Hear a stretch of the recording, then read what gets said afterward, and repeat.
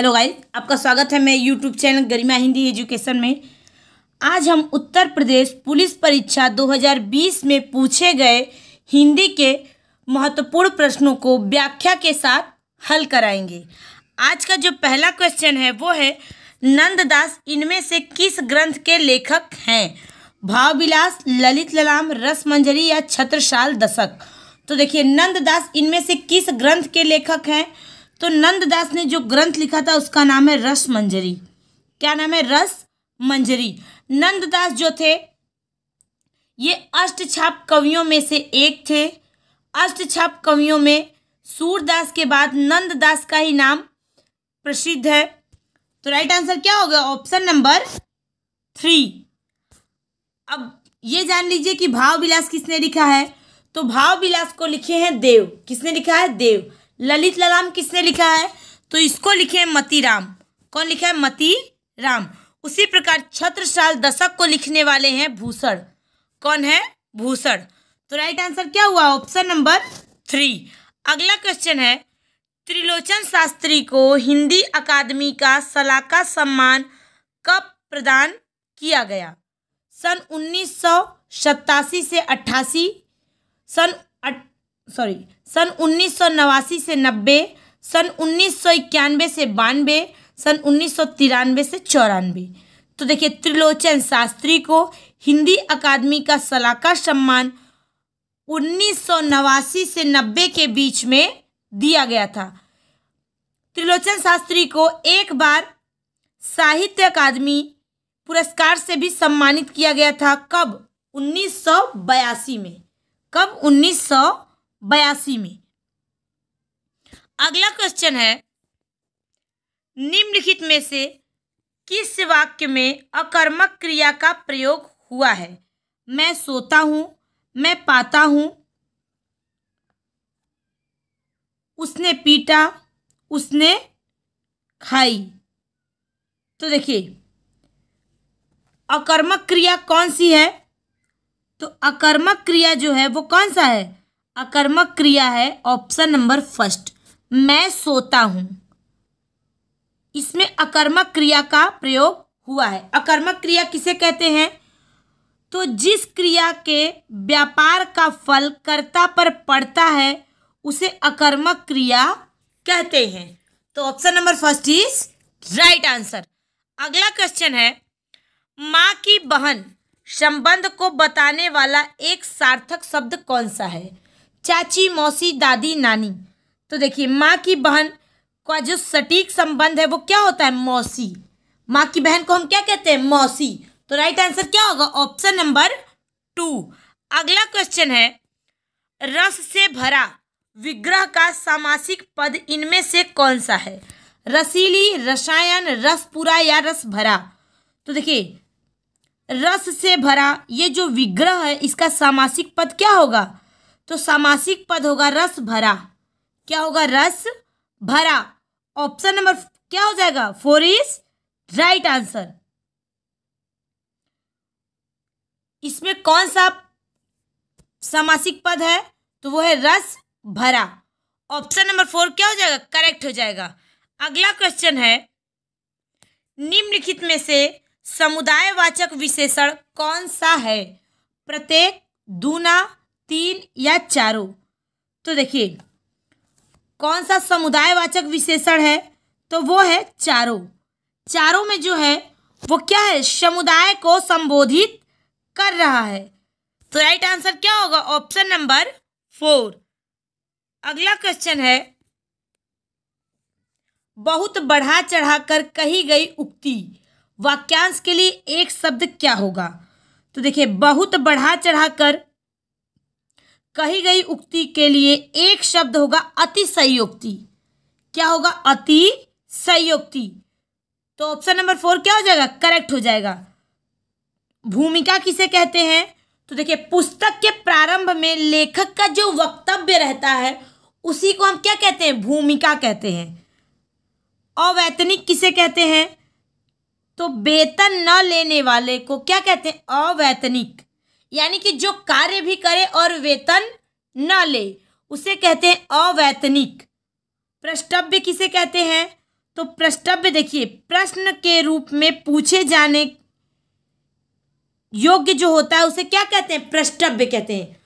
प्रश्न के रूप में पूछे जाने वाले योग्य को ही क्या कहते हैं? प्रश्नव्य कहते हैं। और बहुत बढ़ा चढ़ाकर कही गई उक्ति के लिए एक शब्द होगा अतिशयोक्ति। अगला क्वेश्चन है, तिरंगा भारत का राष्ट्रीय खाली स्थान है। तो देखिए, तिरंगा भारत का राष्ट्रीय क्या है? निशान, पताका, चिन्ह या ध्वज। तो देखिए, तिरंगा भारत का राष्ट्रीय क्या है? चिन्ह है। क्या है? राष्ट्रीय चिन्ह है। लेकिन यहाँ पे चिन्ह प्रयोग नहीं होगा। क्यों? क्योंकि यहाँ तिरंगा लिखा हुआ है। अगर हमसे पूछता कि भारत का राष्ट्रीय चिन्ह क्या है, तो हम क्या कहते? तिरंगा। तो तिरंगा भारत का क्या है? राष्ट्रीय ध्वज।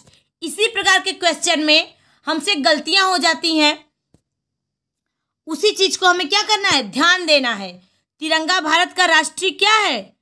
ध्वज है, चिन्ह नहीं है। चिन्ह क्या है? अशोक चक्र। भारत का राष्ट्रीय चिन्ह क्या है? अशोक चक्र। अगला क्वेश्चन है, सन 1968 में किस साहित्यकार को ज्ञानपीठ पुरस्कार मिला था? रामधारी सिंह दिनकर, सूर्यकांत त्रिपाठी निराला, सुमित्रा नंदन पंत या सच्चिदानंद हीरानंद वात्स्यायन अज्ञे। तो देखिए, सन 1968 में सुमित्रा नंदन पंत को उनकी एक प्रसिद्ध कविता है चिदंबरा। क्या है? चिदंबरा।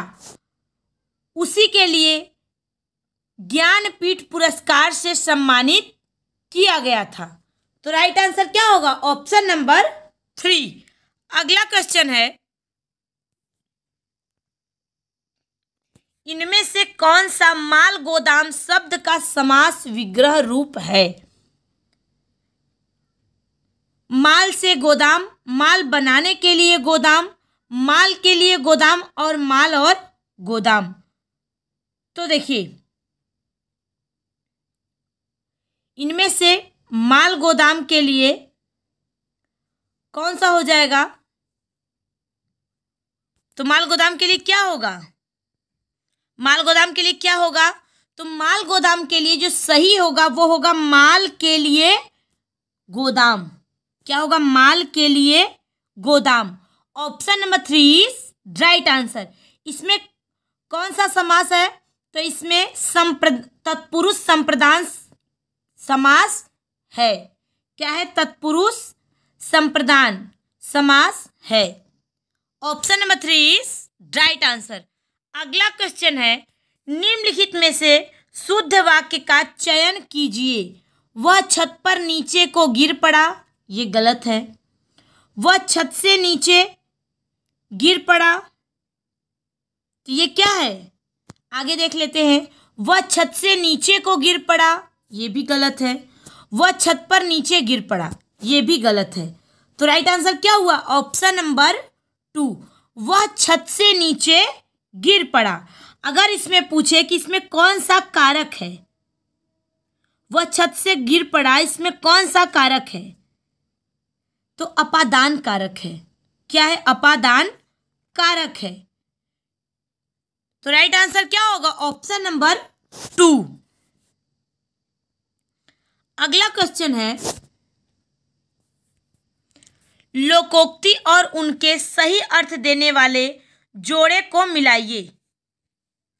पंचों का कहा सिर माथे, इसका क्या होगा? फैसला मानना।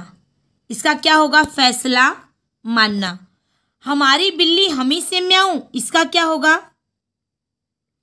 तो इसका होगा सहायता करने वाले पर रौब जमाना। क्या होगा? रौब जमाना। सहज पके सो मीठा होए, इसका क्या होगा?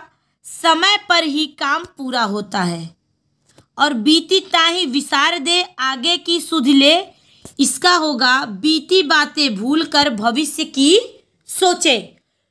अब हो गया लोकोक्तियों के साथ सही अर्थ का जोड़ा मिल गया। अगला क्वेश्चन है, लोकोक्ति और उनके सही अर्थ देने वाले जोड़े को मिलाइए। गंगा गए गंगादास, जमुना गए जमुनादास, इसका क्या होगा?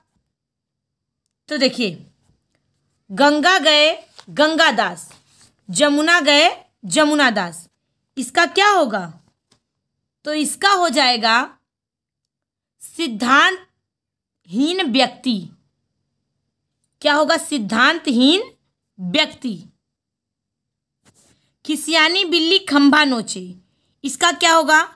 अपनी असफलता पर खींचना। का बरखा जब कृषि सुखाने, इसका क्या होगा? का बरसात जब कृषि सुखाने, इसका क्या होगा? तो इसका होगा समय के बाद सहायता मिलना। तेते पांव पसारिए जेते लंबे सौर, इसका क्या होगा? आय के अनुसार खर्च करना। इसका क्या होगा? आय के अनुसार खर्च करना। तो राइट आंसर हो गया सभी का। अगला क्वेश्चन है, केंद्रीय हिंदी निर्देशालय की स्थापना कब हुई थी? सन 1973, सन 1981, सन 1952 या सन 1960? तो देखिए, केंद्रीय हिंदी निर्देशालय नई दिल्ली में स्थित एक सरकारी विभाग है जो भारत सरकार के मानव संसाधन विकास मंत्रालय के क्या है? अधीन है। और इसका स्थापना 1 मार्च 1960 को हुआ था। 1 मार्च 1960 को हुआ था। Option number 4 is right answer. अगला क्वेश्चन है, निम्नलिखित में से सही वाक्य का पहचान कीजिए। वह देर से सोकर उठता है, वह देर के साथ सोकर उठता है, वह देर तक सोकर उठता है, या वह देर को सोकर उठता है? तो राइट आंसर क्या होगा? राइट आंसर होगा वह देर तक सोकर उठता है। Option number 3 is right answer. क्या होगा? वह देर तक सोकर उठता है। अगर इसमें पूछे कि किस प्रकार की अशुद्धि है, तो इसमें अशुद्धि जो है किस प्रकार की है? तो इसमें अशुद्धि है कारक अशुद्धि। क्या है? कारक अशुद्धि। अगला क्वेश्चन है, निम्नलिखित में से बहुवचन शब्द कौन सा है? डिबिया, हीरा, प्याला या समाचार? तो देखिए, बहुवचन शब्द कौन सा है? तो बहुवचन शब्द है समाचार। क्या है? समाचार। Option number 4 is right answer. अगला क्वेश्चन है, निम्नलिखित में से कौन सा स्त्रीलिंग शब्द है? नमक, लौंग, भात या पनीर? तो देखिए, स्त्रीलिंग शब्द कौन सा है? तो लौंग है। लौंग जो है स्त्रीलिंग शब्द है। नमक, भात और पनीर ये तीनों पुल्लिंग है। अगला क्वेश्चन है, निरंतरता बोधक संयुक्त क्रिया का उदाहरण है। हमें बताना है कि कौन सी ऐसी है क्रिया जिसमें निरंतरता का बोध हो रहा है। दे डालो, पानी बरसने लगा, या बरसता रहता है, या पा लिया? तो देखिए, इसमें एक ही ऑप्शन है जो निरंतरता का बोध करा रहा है, वो है ऑप्शन नंबर 3, बरसता रहता है। जैसे लोग कहते हैं यहाँ बारिश होती रहती है, तो उसी प्रकार यहाँ पानी बरसता रहता है। तो ये क्या है? ये है निरंतरता बोधक संयुक्त क्रिया का उदाहरण। अगला क्वेश्चन है, निम्नलिखित में से कौन सा शब्द पुल्लिंग है? गिलहरी, कोयल, खटमल, मक्खी? तो देखिए, पुल्लिंग शब्द जो है वो क्या है? खटमल। गिलहरी, कोयल और मक्खी ये तीनों स्त्रीलिंग है। अगला क्वेश्चन है, निम्नलिखित में से सही वाक्य का चयन कीजिए। दुश्मन ने गोले और तोपों से आक्रमण किया। दुश्मन ने गोलों और तोपों से आक्रमण किया। दुश्मन ने गोला और तोप से आक्रमण किया, या दुश्मन ने गोले और तोपे से आक्रमण किया? तो देखिए, शुद्ध वाक्य जो है वो है दुश्मन ने गोलों और तोपों से आक्रमण किया। Option number 2 is right answer. अगला क्वेश्चन है, रानी केतकी की कहानी के लेखक कौन है? राम प्रसाद निरंजनी, सैयद इंसा अल्लाह खां, लल्लू लाल या सदल मिश्र। तो देखिए, सभी को पता है कि रानी केतकी की कहानी किसने लिखा है, तो सैयद इंसा अल्लाह खां। कौन लिखा है? Syed Insha Allah Khan. Option number 2 is right answer. इन्होंने ही लिखा है रानी केतकी की कहानी। अगला क्वेश्चन है, जिसके द्वारा कर्ता कोई काम करता है उसे क्या कहते हैं? कर्म, करण, संप्रदान या अपादान। तो देखिए, जिसके द्वारा कर्ता कोई काम करता है उसे करण कारक कहते हैं। इसका चिन्ह क्या होता है? से या फिर द्वारा। इसका चिन्ह क्या है? से या फिर द्वारा। अगला क्वेश्चन है, माँ ने बाजार से खाली स्थान खरीदे। खाली स्थान को चुनिए या भरिए। जलेबियां, साड़ियां, एक छाता या बहुत कुछ। तो देखिए, माँ ने बाजार से क्या हो जाएगा? बहुत कुछ खरीदे, क्योंकि अगर साड़ियां होता तो खरीदा होता, जलेबी होता तो खरीदा होता, बहुत कुछ यानी कि खरीदे। खरीदे किसका बोध करा रहा है? बहुवचन का बोध करा रहा है। तो राइट आंसर क्या होगा? Option number 4। अगला क्वेश्चन है, कुंवर नारायण को ज्ञानपीठ पुरस्कार किस वर्ष प्रदान किया गया था? सन 2003, 2005, 2001 या 2007। तो देखिए, कुंवर नारायण को साहित्य जगत में सर्वोच्च सम्मान ज्ञानपीठ पुरस्कार सम्मानित 2005 में किया गया था। कब? तो 2005 में। अगला क्वेश्चन है, निम्नलिखित में से कौन कामदेव का पर्यायवाची नहीं है? मनोज, अनंग, मनमथ या निलय। तो कौन पर्यायवाची नहीं है? तो वो है निलय। निलय काम का पर्यायवाची नहीं है। किसका है? घर का पर्यायवाची शब्द है। अगला क्वेश्चन है, हिंदी अकादमी सलाहकार सम्मान की पुरस्कार राशि है 1 लाख, 3 लाख, 50 लाख या 5 लाख। तो देखिए, हिंदी अकादमी सलाहकार सम्मान का पुरस्कार राशि जो है वो है 5 लाख। क्या है? 5 lakh. Option number 4 is right answer. अगला क्वेश्चन है, निम्नलिखित में से कौन सी रचना नरोत्तम दास की है? सुदामा चरित, हनुमान नाटक, रुक्मणी मंगल या जानकी मंगल। तो देखिए, नरोत्तम दास द्वारा लिखी गई रचना जो है वो कौन सी है? तो वो है सुदामा चरित। कौन सी है? Sudama Charit. Option number 1 is right answer. Rukmini Mangal किसने लिखा है? तो उसको लिखे सत्यनारायण स्वामी। हनुमान नाटक किसने लिखा है? तो वो लिखे हृदय राम। जानकी मंगल किसने लिखा है? तो तुलसीदास ने लिखा है। अगला क्वेश्चन है, निम्नलिखित में से पुष्टि मार्ग की भक्ति संप्रदाय की स्थापना किसने की थी? रामानुजाचार्य, विठलनाथ, सूरदास या वल्लभाचार्य। तो देखिए, वल्लभाचार्य जी ने पुष्टि मार्गी भक्ति संप्रदाय की स्थापना की थी। किसने? वल्लभाचार्य ने। Option number 4 is right answer. Vallabhacharya और विठलनाथ, इन्हीं लोगों के 4 शिष्य थे जो अष्टछाप कवियों के नाम से प्रसिद्ध थे। अगला क्वेश्चन है, निम्नलिखित में से कौन सा गुणवाचक विशेषण नहीं है? सच्ची बात, मनो अनाज, गोल आंखें या गुलाबी रंग। तो देखिए, गुणवाचक विशेषण नहीं है तो वो क्या हो जाएगा? ये है मनो अनाज। मनो अनाज जो है ये शब्द अनिश्चित परिणामवाचक विशेषण है, गुणवाचक विशेषण नहीं है। तो option number 2 is right answer.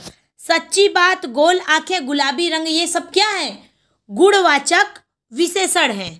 अगला क्वेश्चन है, उद्यमी कभी भी हाथ पर खाली स्थान नहीं बैठते हैं, वह तो कुछ करके ही दिखाते हैं। खाली स्थान को भरिए। सामान रखे, पैसे रखे, हाथ धरे या पैर रखे। तो देखिए, उद्यमी कभी भी हाथ धरे नहीं बैठते हैं। Option number 3 is right answer, क्योंकि यही ऑप्शन है जो इस खाली स्थान में सटीक बैठेगा। तो राइट आंसर क्या होगा? Option number 3। अगला क्वेश्चन है, कोई आया था में कौन सा सर्वनाम भेद का प्रयोग हुआ है? प्रश्नवाचक, पुरुषवाचक, निजवाचक या अनिश्चयवाचक? तो देखिए, कोई आया था वाक्य में कोई शब्द जो है ये अनिश्चयवाचक सर्वनाम का प्रयोग हुआ है। तो राइट आंसर क्या होगा? Option number 4। क्या हो जाएगा? Option number 4। अनिश्चयवाचक किसे कहते हैं? तो जिस सर्वनाम में किसी निश्चित वस्तु का बोध नहीं होता उसे अनिश्चयवाचक सर्वनाम या अनिश्चितवाचक सर्वनाम कहते हैं। तो राइट आंसर क्या होगा? Option number 4। ये रहा हमारा आज का क्वेश्चन। हिंदी के जितने भी क्वेश्चन पूछे गए थे मैंने सारे क्वेश्चन हल करा दिए। जो उम्मीद है सभी लोग समझ में भी आया होगा। सभी लोग ध्यान से देखें। Thank you so much.